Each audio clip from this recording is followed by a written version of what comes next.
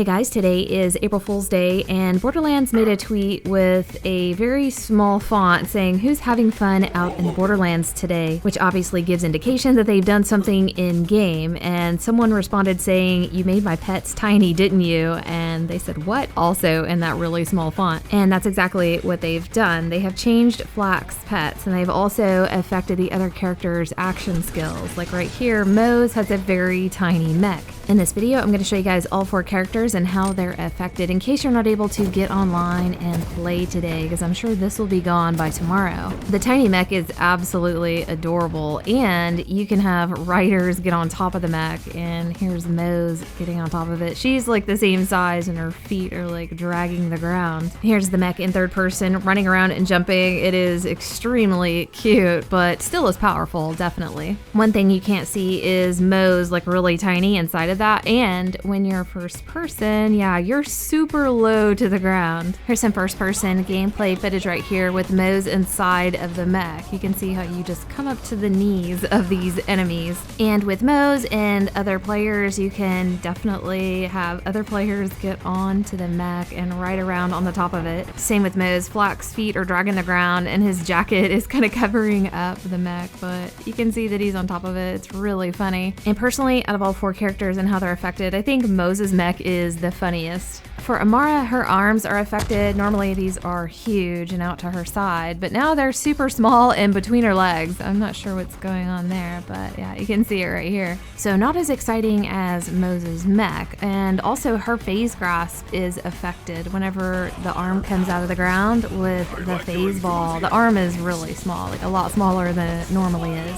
Zane's effect is actually really cool. His Digiclone is really tiny. It only comes up to his kneecap, so that's pretty awesome. In addition to Zane's Digiclone being super tiny, his Sentinel is really small as well. And it's so small that it's kind of hard to see it flying around. You can see a little bit right here, but it's just circling him, and yeah, you can see it just a little right there. And then finally, FLAK. So all 3 of his pets are shrunk down to like 1/8 of the size, and they're super small. The Skag is really adorable, and it's funny to watch them run around because they're so small and they're trying to keep up with your character. It's cute. And when they're fighting other enemies, yeah, they're so small, but they're going up and attacking them, and they're pretty ferocious. Right here is really funny because the Skag is trying to keep up with you, and it, to me, looks like a little toy chihuahua or something, like running. Its little legs are just moving so fast. It's so cute. It's like a little speck running around. You can see it chasing the other player. Right here I had the spider ant, and he got downed, and you can see how tiny he is compared to that shield on the left.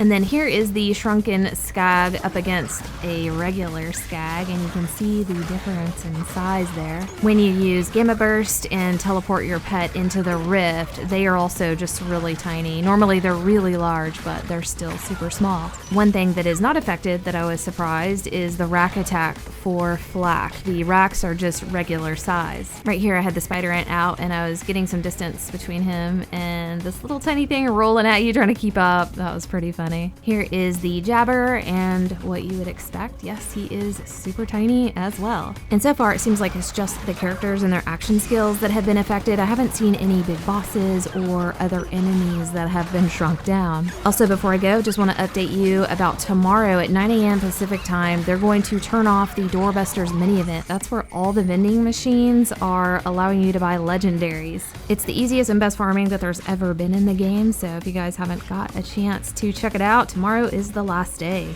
And when the event ends tomorrow, they're going to introduce 2 new events, so be on the lookout for that. But hopefully you guys enjoyed this, and we'll see you guys next video.